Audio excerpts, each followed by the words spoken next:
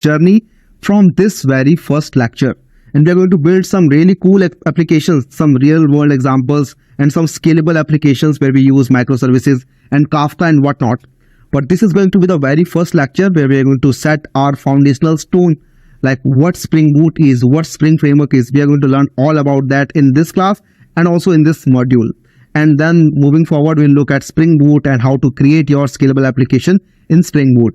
But I think we have to learn about Spring Framework before that.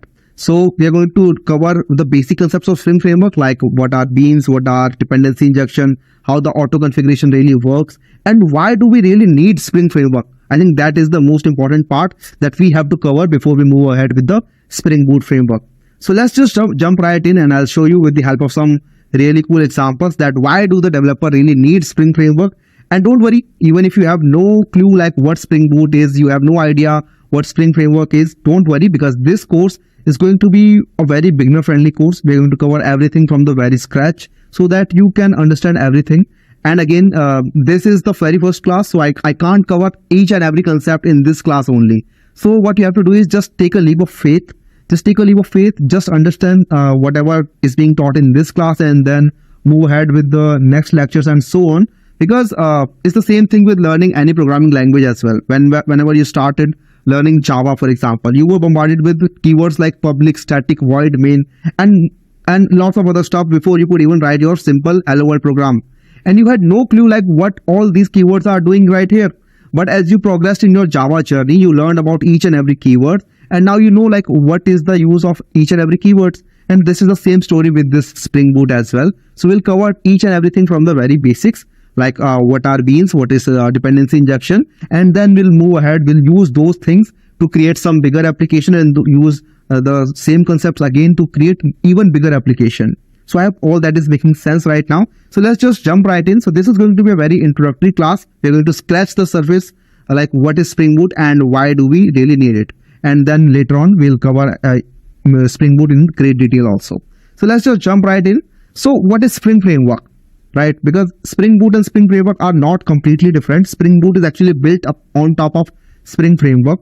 So why did the developer needed Spring Framework first of all? Well, before Spring Framework, before 2003, this is the year when Spring Framework was first introduced by a person called Rod Johnson. Before 2003, developers were creating Java applications. They were building web services, some batch processing systems, some authentication services. They were building all that. They were using Java Enterprise Edition to do that. But the problem with that system was they had to configure a lot of stuff. So they had to configure their whole project before they even could write a single piece of business logic. And in some cases, it was taking them more than 2 months, more than 3 months. And that was not the ideal case. Right? That was not the ideal scenario at all. So developers were using something called Java EE, right? And it is a good programming language, right? Java is a good programming language. You can build scalable applications, but you have to configure a lot of stuff. By configuration, what do I mean? You have to configure your server, let's say, which server you want to use and how that server is going to work. And you have to consider your configure your databases. And not just that, you want to log something, you want to add authentication, you want to add some third-party libraries. You have to configure all of that before you can even write a single piece of code. Think of it like that. You are purchasing a house, right? You went ahead, you purchased a house, but you can't directly start living in that house. You first have to furnish that house, right? You have to do some interior designing. So that part is called configuration. So with Java EE, you have to buy the house, right? You got this framework, you got the house, but you also have to do this configuration before you even before you could move into the house or you could write your business logic. And that's where the Spring Framework came into the picture. And with Spring Framework, what you now got was not the fully furnished house just yet, but you got a helper, you can say, or butler, right? You got a butler. Now this butler will help you to configure this house, right? It will help you to configure all these libraries on your behalf, like however you want to configure those libraries. It would also help you to do some dependency injection work for you. We'll learn about dependency injection in the great detail. But yeah, this butler was really helpful and developers really loved it. Like this Spring Framework was really helpful. That butler in context of Spring Framework is actually the IOC container. So you get an IOC container in Spring Framework, and with the help of this, you get dependency injection, you get aspect-oriented programming, you get support for beans so that you can loosely couple your system and then you don't have to worry about your dependencies. So you get a lot of stuff, and you can configure all those stuff with the help of XML files, right? But still, developers were taking a lot of time to configure all those stuff using the IOC as well. So IOC is the inversion of control container. We'll look into that later on. But yeah, with Spring Framework in 2003, you got this IOC container, and now the thing that was taking them like 2-3 months, they could configure the whole application in, let's say, 7 days or 10 days. But still, it was not an ideal situation. So in 2014 came Spring Boot, and Spring Boot is actually built on top of Spring Framework only. Don't think of it as a separate thing. No, Spring Boot is actually built on top of Spring Framework. But with Spring Boot, you actually get a fully furnished house. You can think of it like that. That you get an application that is already configured with good enough defaults that you can start working on it. You get a good enough server defaults. You get good enough database defaults and a lot of other configuration as well. So with Spring Boot, you get starter dependencies from which you can just directly start your code, and you get auto configuration as well. So you get this IOC container, you can say the butler, and you also get a fully furnished house. You can say the auto configuration, those starter dependencies, so that your code was already configured with a lot of stuff, so that you didn't have to go ahead and configure all those stuff by yourself. And with the help of this, developers could directly start their application. They could just download the starter package, and they could just start writing the business logic from the very first day. And that was the power of Spring Boot. So in 2003, Rod Johnson created this Spring Framework, and in 2009, he sold it to VMware company. And then in 2014, VMware created this Spring Boot framework.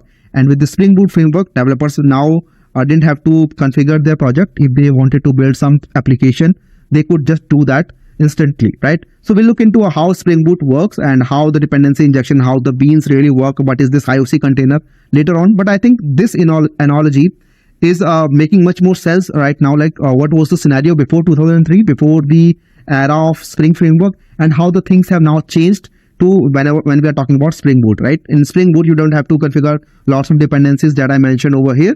Those are actually come directly pre-installed, or you can say auto-configured inside your application. So that was the power of Spring Boot. Now let's look at some official definition of this Spring Framework. So let's just look at Spring Framework for now. We'll look at Spring Boot in great detail later on, but let's just look at Spring Framework in this class. So for now, just understand that Spring is a dependency injection framework to make Java application loosely coupled. What is loosely coupled system? We will look into that later on anyways, right? So let's just leave it at that only. Spring Framework makes the development process easy for Java EE application. So developers were using Java EE, or you can say J2E, Java Enterprise Edition, to create their web services or multiple different kind of services. But with Spring Framework, it makes it easier to build those applications because you didn't have to configure them manually. You could configure them using the XML files, and then your Spring Framework, the IOC container that comes with Spring Framework, can take care of a lot of stuff on your behalf. So that makes the development process easy because the heavy lifting is actually being done by the Spring Framework. The Spring enables you to build application from plain old Java object and to apply enterprise service non-invasively to the POJOs. So we call them POJOs, plain old Java object, and you can create your whole your whole application that is actually very complex in manner, but that is actually built up of these POJOs, right? Plain old Java objects, and you can build your application with the help of these POJOs in Java programming language only.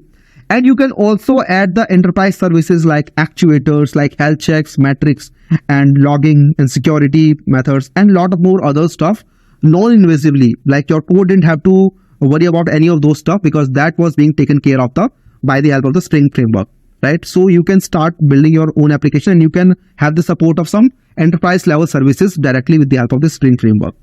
And then Spring was developed by Rod Johnson in 2003, and later on was acquired by VMware, and it is currently under the possession of VMware. And now you get a lot more developer support, you get good documentation, and a huge number of developers are now working on the Spring Boot framework. So you get a good support for documentation and a great community support in Spring Framework these days. So let's just look at the important components that the Spring Framework contains. So as I already mentioned, that Spring Framework contains a lot more mini frameworks, right? For example, you get a framework for testing. You get framework for core containers that contains the beans. We'll look at beans in the next lecture, and then core concepts, and then application context, and then expression language. One more thing I would like to stress upon is that you don't have to learn about each and every stuff because we are not dealing with Spring Framework anymore. We are dealing with Spring Boot, and Spring Boot has abstracted away a lot of boilerplate stuff that was actually being taken care of in Spring framework. So with Spring Boot, you have an abstract layer over the Spring framework that takes care of a lot of stuff. For example, this JDBC, you don't have to worry about this JDBC anymore. Even you don't have to worry about the ORM, because now with Spring Boot you get Hibernate, and on top of that you get Spring Data JPA.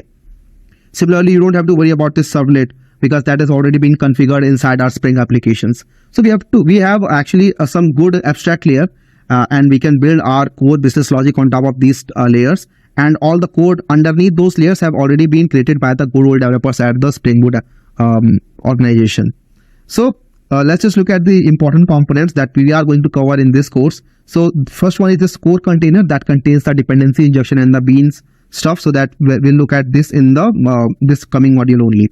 And then we have this AOP, which stands for aspect oriented programming, then JDBC, and then web, and then testing. So all these components are present inside our Spring Boot framework. That is the complete package, right? So we can build our application in the Spring framework, and we don't have to worry about configuring all these stuffs or writing the code for all this stuff, because that has been already created for us. Now let's just look at the IOC container that I have been talking about. So the IOC container is the core fundamental concept inside our Spring framework, and what it does is taking the control away from you. So sometimes you don't want to be in the control of your code, because the code can actually decide like how which piece of code should be executed. For example, when we're talking about event driven programming, when you click on a button inside your application, so some piece of code get executed, right? How does that happen? As a developer, you didn't define like at which moment this code should be executed, right? But there is some entity, something, some framework behind the scene that is taking care of all the events and then firing the code that corresponds to that event, right? So that part is called event driven programming, and that comes under the umbrella of IOC container. So you can think of IOC as a parent, and that has a lot of stuff. For example, I talked about EDP right now, which is the event driven programming. And then you have dependency injection. So you want to inject some dependency somewhere else, and you don't want to worry about the life cycle of all these dependencies, right? So you can use dependency injection that comes with the IOC container. You have AOP, which is aspect oriented programming, which is an advanced concept which we'll look in later part of this course. But all of that comes under the umbrella of this IOC container, and you don't have to worry about a lot of stuff when we are dealing with IOC container. How this IOC container is initialized when you run a Spring Boot application is that you configure your application, right? You can define your XML files, like how the different dependencies should be configured. You can define them inside your XML files, or you can also add some other metadata inside configuration metadata from your environment variables and some other property sources as well. And then you have your POJOs. This is the business logic. This is the piece of code that you have written. And with the help of these configurations, the Spring container can initialize your Spring application, or you can say it initializes the application context based upon these two things. And then it can inject the dependencies wherever they are required, and your Spring application just starts, right? So you can just change this XML, just change the environment variables here. Your code can remain the same, and now your code can be used for other environment altogether. For example, one environment could be your development environment, one could be your staging environment. All you have to do is just change the configurations, and now with the same piece of code, your application has been now initialized for a different environment altogether. So you get a loosely coupled system with this kind of approach, and that is only been possible with the help of IOC container, which contains dependency injection and a lot more other stuff. So in the Spring framework, let's just look at the official document definition. In the Spring framework, the IOC container is responsible for managing the component of an application and injecting dependencies into them. The container creates the objects or beans. We'll look at beans in the next lecture.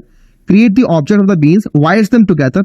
That means it injects the beans whenever they are required, configures them, and manages their complete life cycle. So that is the role of this IOC container. And don't worry if all this is not making much more sense to you, because this is the introductory class anyways, right? So everything is not supposed to make sense right now, but as we move ahead in this course, you will see, okay, how these beans are being auto-configured and are being managed with the help of, and the life cycles are being managed with the help of this IOC container. So how all of that is happening under the hood, you'll look at all that stuff when we actually look at the code. So I think that is it for today's class, because that has been a good enough introduction to the Spring framework. And later on, we'll see how the beans work, that are the core concepts of the Spring framework, and also how the dependency injection works, right? So that is it for today's class. I'll see you in the next one. Bye-bye.